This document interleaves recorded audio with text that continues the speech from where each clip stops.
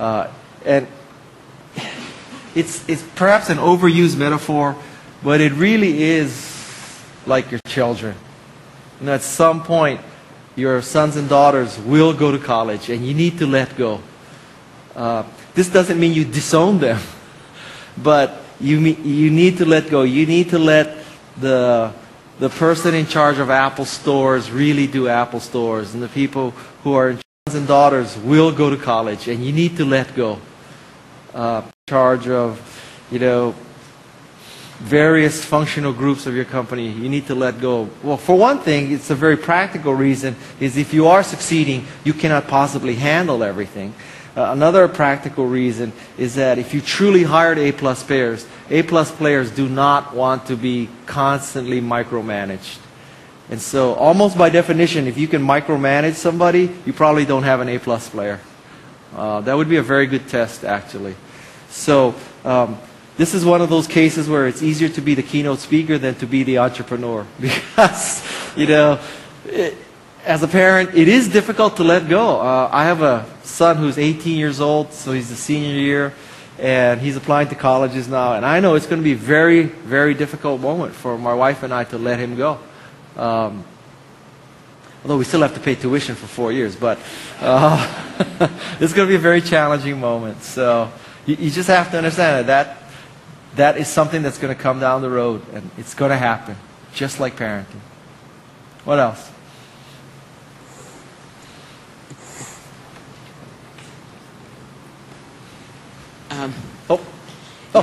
Sorry. Just a little bit more on the same point. It looks like you left a puzzle in your ABC analysis. So who hires B players? A guys hire A plus. Yeah, that's a good question. I don't know. Yeah, by definition, who would hire? I know who hires B players. Boards of directors.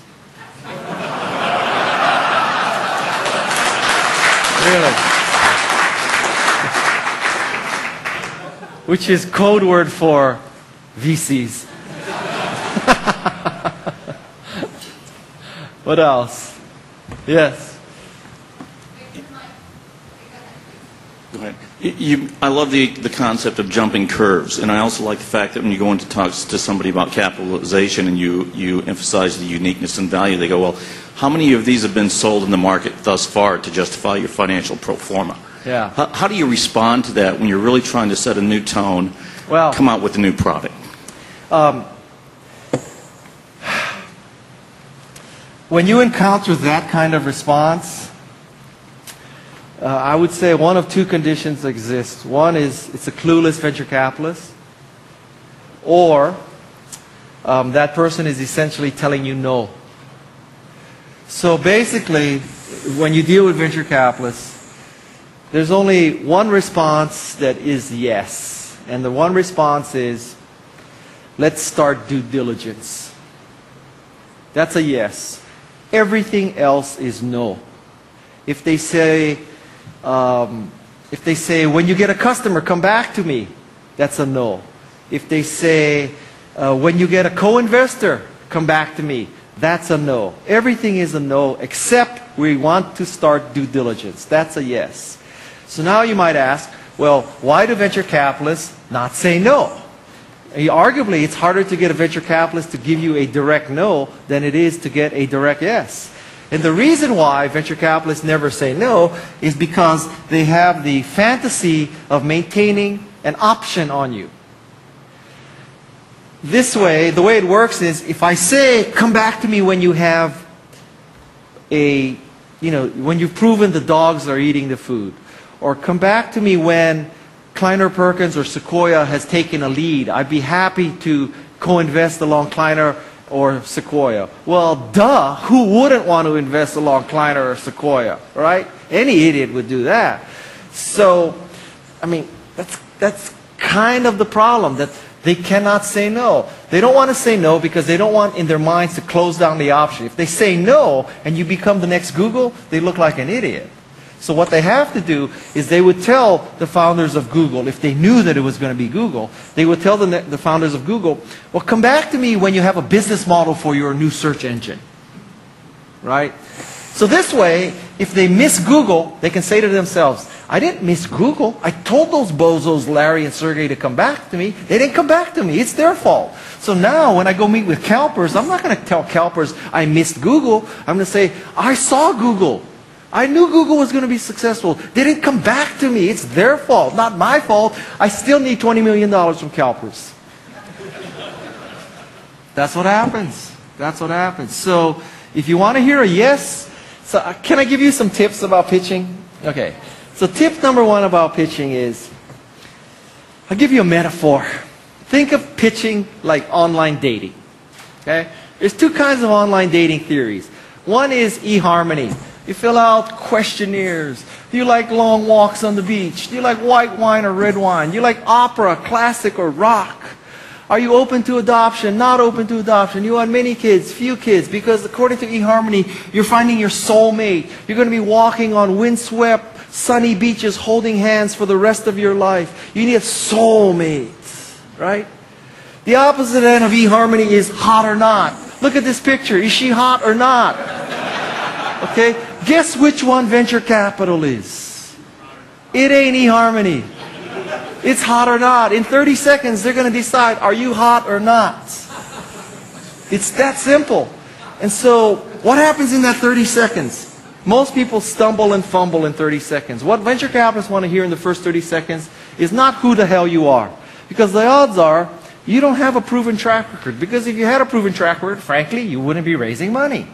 So, what you need to do is, in the first 30 seconds, explain what the hell you do. Really. Because until you explain what the hell you do, it doesn't matter who you are. I have sat in pitches where the first 30 minutes are talking about, you know, my relatives came over on the Mayflower. They settled in Connecticut. They had the first butcher shop in Connecticut. They did extremely well. So my great-grandfather, you know, he went to Connecticut College, and my grandfather went to Yale, and I went to Dartmouth. I went to Dartmouth, and I majored in Oriental art history, but I always wanted to be in technology, so I started taking .NET classes on the side, and I studied all Microsoft, and I'm really proficient in PowerPoint and Excel, and I've always admired what your firm does. And I'm sitting there thinking, what the hell do you do? And then they say, well, according to Forrester and Jupiter, you know, this is a market of $100 billion. And how hard could it be to conservatively get 1% of this? And I'm still wondering, what do you do? Is it hardware? Is it software? What do you do? What market are you in? In the first 30 seconds, you need to explain what the hell you do. Really. Because until you explain what the hell you do, it doesn't matter who you are. Really. Because very few people have this kind of background that would just say, oh my God, I have to invest. I'll give you some examples. So, let's say you say, I was the first VP of engineering of Akamai. So I truly understand how to scale something. That would be a competitive advantage. Or I was the VP of engineering of Google. That would be proven engineering. Of course, arguably, if you were the VP of engineering of Google or Akamai, why would you be trying to raise $1 million? Because you're worth $1 billion. Something's wrong with this picture, right? So that's the kind of thing. So, you want to talk about if you feel, okay. Many people believe that venture capitalists are looking for proven teams. If you had, maybe later you're going to have a panel of venture capitalists, are you? Okay. So, watch what's going to happen. If the moderator's smart, the moderator is going to say, what do you look for in a team you'd like to invest? And you know what every venture capitalist is going to say? Proven team. Proven team. We invest in people. We invest in people. We want proven people. So all you're going to write that down. They invest in proven people. So you think, oh, I go to the pitch, I have to prove. So that's why you start your pitch with, yeah, we took a lot of .NET classes. I have rock star programmers. I have never met a CEO who did not hire rock star programmers. How come there's so much shitty software out there? I don't know. Everybody hires rock star programmers. Okay, so you know what? The reason why venture capitalists publicly say we're looking for a proven team is because they're afraid that in the audience is someone who represents CalSTRS or CalPERS or one of the big LPs, right? And so you don't want the CalPERS person to hear the truth. The truth is you're looking for unproven teams with unproven products in unproven markets, because I just described Apple and Google and Yahoo and Cisco. That's what they were. Unproven teams, unproven markets, unproven technology. Besides that, perfect. Absolutely perfect. So as a venture capitalist, you can't sit on the stage and say, well, we're looking for unproven teams, unproven people, unproven markets, because you're afraid that someone in CalPERS is going to write down, that fund is looking for unproven people. We can't put our money in there. So you say, we're looking for proven people. So now you write down they're looking for proven people, so now you believe you have to prove you're a proven person to get an investment. You're meeting with the wrong VC. You know, if you could talk to someone like Michael Moritz of Sequoia and ask Michael Moritz, what do you look in? And arguably Michael Moritz is probably the most successful VC in the last 20 years, right? Michael Moritz will tell you, we're looking for 2 guys or 2 gals in a garage or a dorm, engineering students who are trying to build the product that they themselves want to use. Because that describes Google and Apple and Yahoo and YouTube. That's what they want. So when somebody says, come back to us when you have more revenue, come back to us when Kleiner Perkins or Sequoia is leading the round, come back to us when you have a world-class team, they're saying no. They're saying no. Okay? Yes. You want to know how I really feel? Hi. But don't forget, during the panel, watch, okay? Somebody asked the question, what do you look for in a team? Watch. Just watch. Going back to the 12 things you learned from Steve, customers cannot tell you what they need.